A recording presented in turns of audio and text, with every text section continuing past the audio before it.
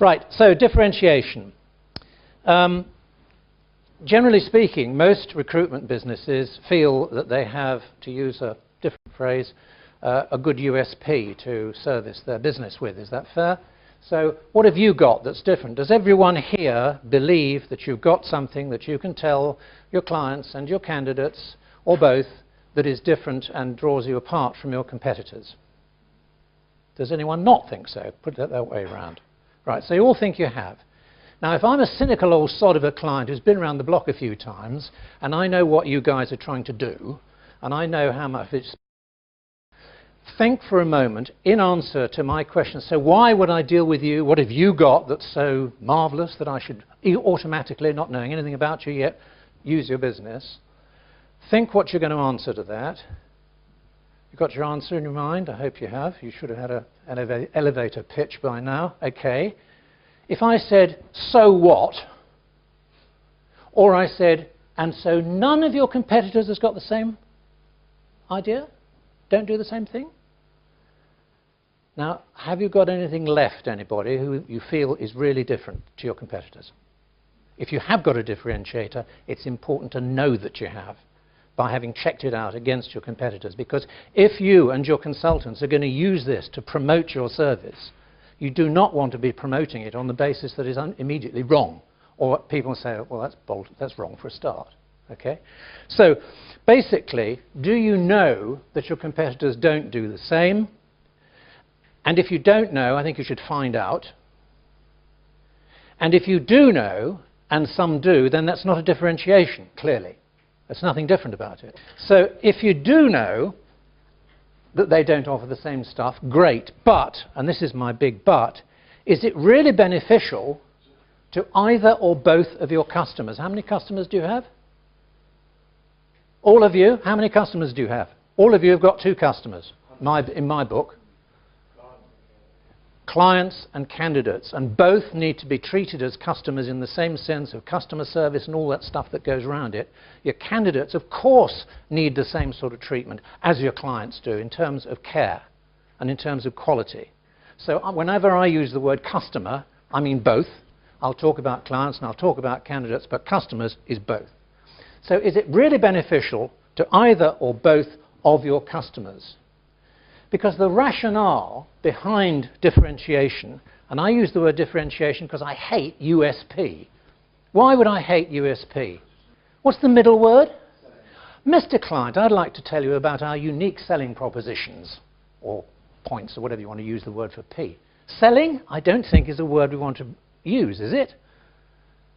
We don't want them to feel we're selling anything. We want them to feel we're providing a service. So don't use USPs. Don't let your staff use USPs.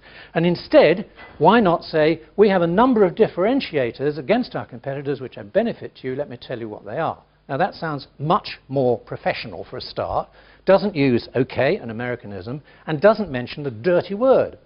So both your customers need compelling reasons why they should use your service. I'm sure we would agree.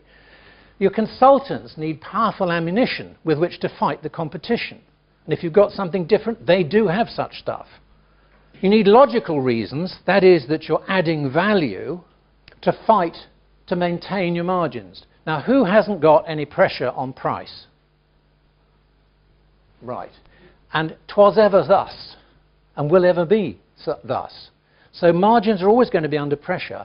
And if you haven't got something different, frankly, you've got nothing to offer to try and maintain your margins beyond being a sort of commodity. And that makes life difficult. So if you've got differentiation, you can indeed maintain your margins much better. Therefore, you really need to be different to your competition. And I believe there's an acid test for differentiation. Your differentiation needs to be, A, tangible. It needs to be something that you can show exists. It's not fluff. Oh, we are more honest. We will give a better quality of service. We never tell you any lies. We, blah, blah, blah, you know, blah, blah, blah, blah, stuff. It's got to be tangible. I'll come back to that in a minute. And of course it's got to be beneficial for, first of all, your clients and your candidates and, dare I say it, your staff. And if that is the case, it will be beneficial for your business. So how do you rate on that differentiation that you've currently got? Is it tangible? Is it beneficial for both the clients and the candidates, or can be applied to either or both? And do your staff know, and I heard something earlier on where I think it was you, Jessica, was talking about not yet feeling the passion that you have for your business. They need to feel the passion because they need to understand why this is different and can sell it accordingly. I'll tell you sell, I won't tell the client sell. Okay, fine. So the backdrop to this is that when I joined a company called Abacus in 1983, we were putting together a 5-year strategic plan to build and sell the business. And the two of us, that is the owner and my his newly acquired consultant and now director, were putting this plan together to try and derive a very clear picture of how we would get to where we wanted to get to and how much we were going to do. Now, we achieved that 5-year business plan 2 weeks inside the 5 years, sheer fluke, and we sold the business for 16 million. So to that extent, it all worked very well. Now, this is important as a backdrop. At the back end of 93, we were putting this thing together, and the two of us together had over 50 years experience at that time of the industry. We knew the industry pretty well. All sorts of sectors of it as well. And we together spent 2 whole days only trying to establish differentiators that we could put into the business, because we recognized that if we hadn't got serious differentiation, the plan that we had was less likely to be achieved. So we spent 2 full days on it, and we came up in the end with 20 differentiators between permanent and temporary. And of those 20, in November 1993, 6 were absolutely unique. Each of them was unique. No one else did any of those 6. Of the next 6, they were not unknown, but they were seriously uncommon. Nobody does very many of them, and certainly no one did all 6. And the remaining 7 were uncommon, but known of, but nobody did all 7. So this was something that was going to be seriously different, and I believe was one of the main reasons why we achieved our success in building that business. So what the differentiators were: 20, 10 today, 10 in July, proven differentiators that you can choose from, because not all will necessarily fit your culture or your market or your personal mindset. You may not like them. But what I do ask you to do is to open your minds to the possibility and perhaps modify them, translate them, do something, but try and think outside the box, because as an industry, we don't, I have to say, think outside the box much. The only thing we do outside the box is new IT stuff, and I'm miles behind all that stuff now, miles behind. But I do know that these still work. I know that from practical current experience. And I use the analogy of golf clubs. Now, you don't have to play golf to understand this. But if you imagine that as an industry, you are competing with your competitors in a round of golf all the time on the same course, and all the time your competitors are using the same set of, let's say, 4 clubs. Now, who is going to win of your competitors with the same 4 clubs on the same golf course all the time?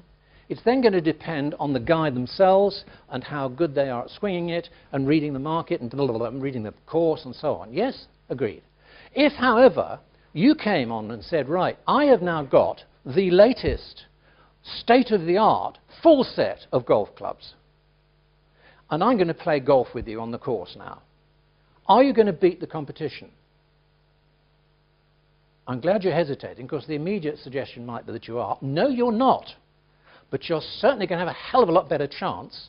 But unless you know that this big thing that will hit it 300 yards isn't the one you use to put the ball into the hole at the end, unless you know which club to use and know how to swing that, in other words, the training and the impact of what you're doing with the clubs isn't going to work. But the analogy, I think, works quite well, because I do believe that there's very, very little difference between the industry as a whole, and certainly within sectors, and the competitive instincts between them. So you need to know what each club does, and then how to swing it correctly for maximum benefit. Now this will, I promise you, take a lot of work to put this into place. That I will promise you. If you do choose to do any of the differentiators, it will require work, and I know you're all worked to death already. But can you see that if you could actually crack this particular nut, the time spent on it would be pretty helpful. But those are people who think that they're going to have a quick fix today and go off tomorrow and be able to have differentiation. Wrong. But you'll have a hell of a lot better chance to get there in a minute.